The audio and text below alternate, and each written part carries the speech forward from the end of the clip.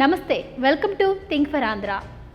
AP skill development కుంభకోణం కేసులో జనవరి 16న సుప్రీంకోర్టులో వాదనలు జరుగుతాయన్న వార్తలతో ఏపీ హీట్ ఎక్కింది. అయితే ఈ వాదనలు అన్నీ నామమాత్రమే.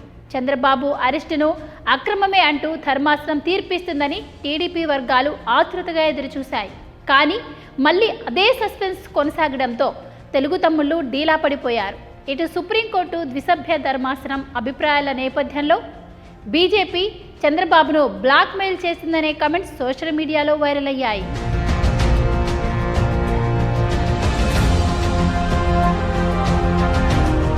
ఏపీలో ఎన్నికల వేళ రాజకీయాలు రసవత్తరంగా మారుతున్నాయి. ఏపీ సీఎం జగన్ ఒంటరి పోరుకు సిద్ధమవగా టీడీపీ జనసేన జంటగా ఎన్నికల బరిలోకి కలిసి వెళుతున్నాయి. అయితే ఇప్పటికే బీజేపీతో పొత్తులో ఉన్న జనసేనాని బీజేపీ టీడీపీ కలిస్తే బాగుంటుందని అనుకుంటున్నారు. కానీ టీడీపీ అధినేత చంద్రబాబు బీజేపీతో పొత్తు పెట్టుకుంటే సీట్ల సర్దుబాటులో పంచాయతీ తప్పదన్న ఆలోచనలో ఉన్నారు. అయితే బీజేపీ మాత్రం టీడీపీని పొత్తు కోసం ప్రెజర్ పెడుతున్నట్లే పరిస్థితులు కనిపిస్తున్నాయన్న వాదన వినిపిస్తోంది. విచిత్రంగా దీనిని నిజం చేసేలా బీజేపీ పొత్తుల లెక్కలతో ఇప్పుడు చట్టం న్యాయం లెక్కలు కూడా మారుతూ ఉండడంతో ఏపీ వాసులు షాక్ అవుతున్నారు.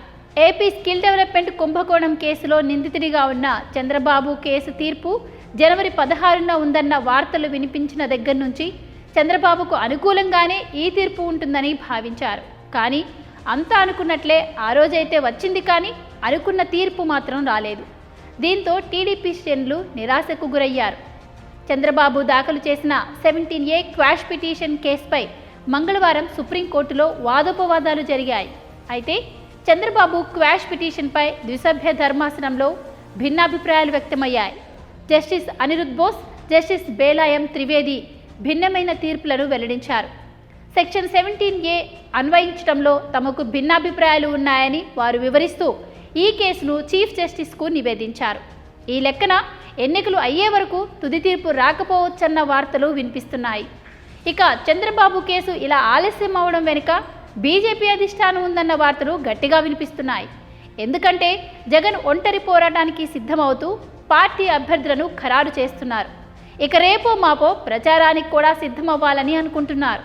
ఇటు టీడీపీ జనసేన పొత్తు ఖాయమైన బీజేపీ కలిసి వస్తుందని పొలిటికల్ సర్కిల్లో వార్తలు వినిపిస్తున్నాయి. మరోవైపు కాంగ్రెస్ ఈసారి తెలంగాణలో లాగే ఏపీలో కూడా బలం పెంచుకునే ప్రయత్నాలను చేస్తోంది. ఇండియా కూటమి బంధాన్ని ఏపీలోనూ కొనసాగించేలా వ్యూహాలు అమలు చేస్తోంది.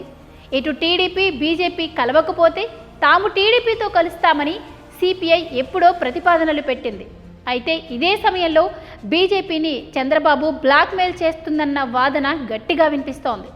సిపిఐ నేత నారాయణ వంటి నేతలు దీనిపై బహిరంగంగానే కామెంట్లు చేస్తున్నారు. తెలంగాణలో గతంతో పోల్చుకుంటే బీజేపీ కాస్త బలం పుంజుకున్నట్లే అయింది. దీంతో ఏపీలోనూ తమ బలాన్ని కొంచెం పెంచుకోవాలని భావిస్తున్న ఢిల్లీ పెద్దలు పవన్ను ఎప్పుడో పొత్తులోకి లాగేశారు. ఇప్పుడు ఏపీలో ఎన్నికలు దగ్గర పడుతూ ఉండడంతో టీడీపీతో పొత్తు పెట్టుకొని అటు కాంగ్రెస్ను దెబ్బ కొట్టడంతో పాటు తమ బలాన్ని పెంచుకోవాలని చూస్తున్నారు.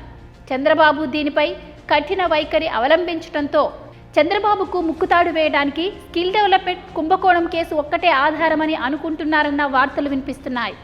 అందుకే బాబు ఓకే అనే వరకు ఇదే సీన్ మోడీ ప్రభుత్వం రిపీట్ చేస్తుందా అంటూ సోషల్ మీడియాలో సెటైర్లు వినిపిస్తున్నాయి.